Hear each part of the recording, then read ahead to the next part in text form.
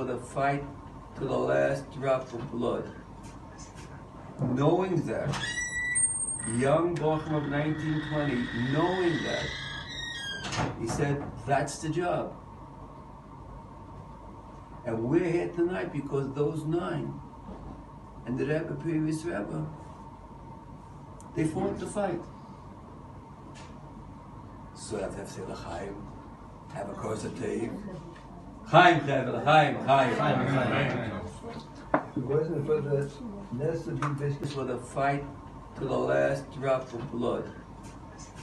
Knowing that, young Bochum of 1920, knowing that, he said, that's the job.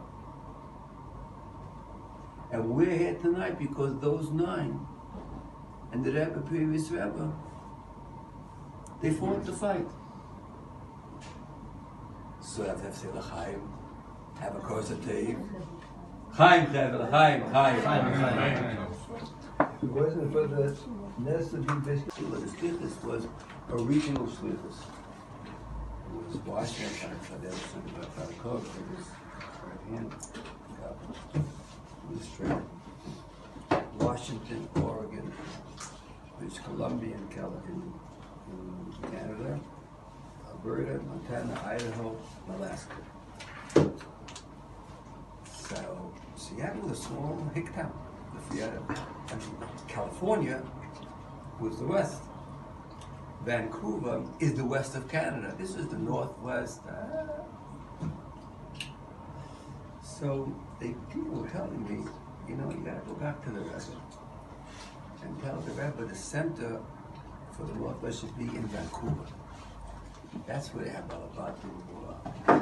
They were major Balabatu, major funding.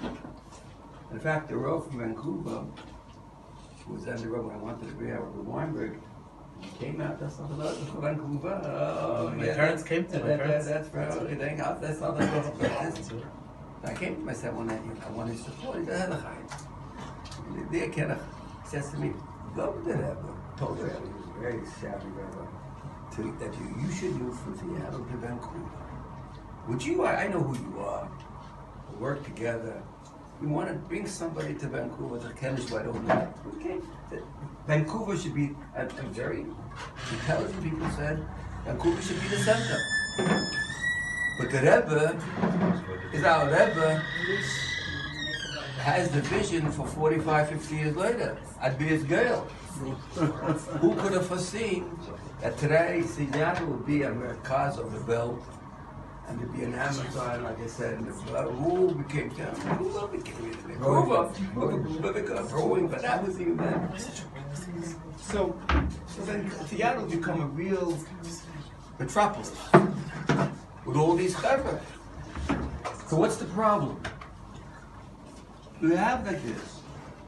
We have a Mr. Gates who said he's giving away 90% of his money to charity.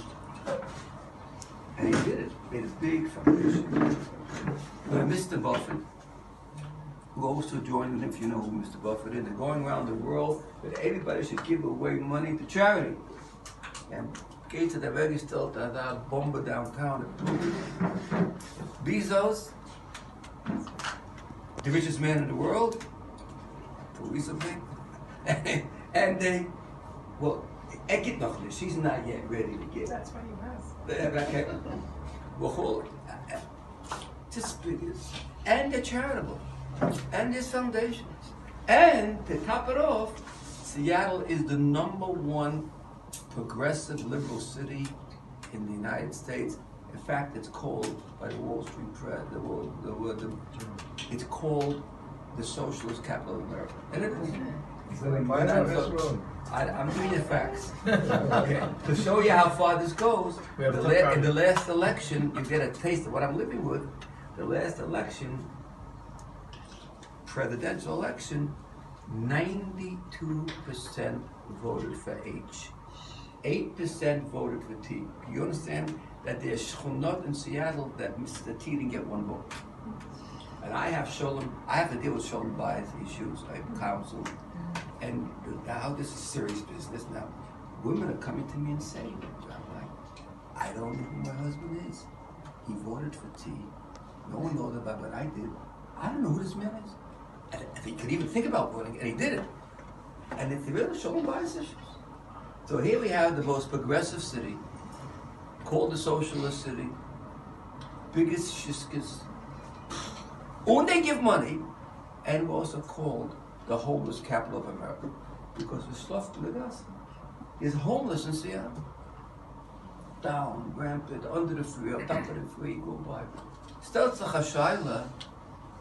How could that be? Adashtot, such a liberal kind of city, and sleeping in the streets of Seattle. Nice one in the morning today, I went to make my son have a chayid. He's going to the garbage. It hit me so hard. I got 1 year. I'm sure there's people never who need it, so I gave him something. This was even got bored. It hurt. It hurts when I see it in Seattle. And there's Yidden there who we took off the streets. Chabad. So we sit and we talk, and I thought with the wire, and I came to some of the people that know politics. I said, you know what the mayor has to do? The mayor has to call Gates and Bezos and Schultz, and another half a dozen, and put them in a room and lock the door and say, you know something, guys? I don't need any more money. We have enough federal money, some money, and foundation money, and you're giving more money. We have enough money floating around. You're not leaving the room until you solve the problem. And if you're ready to do that, put this Rechavia into a room. If Mr. Bezos is ready by drone to bring me a Chol Yisrael pizza from Borough Park to my door by drone, he can figure this out. Don't tell me he can't figure this out. He can't figure this out. So what's the shot? Say, the rabbi, it's too radical. I said, what's so radical? It's not radical at all. Practical. Rabbi, you can't. What do you mean you can't? Do it. And they'll come up with a solution better than the nonprofits. Better than it. We'll give them the blessings. Blessings will come to the rabbis for blessing. I want these Chav who build up these massive stuff, they can solve the problem. So what's the taka issue? What's going on there? I'll tell you what the issue is.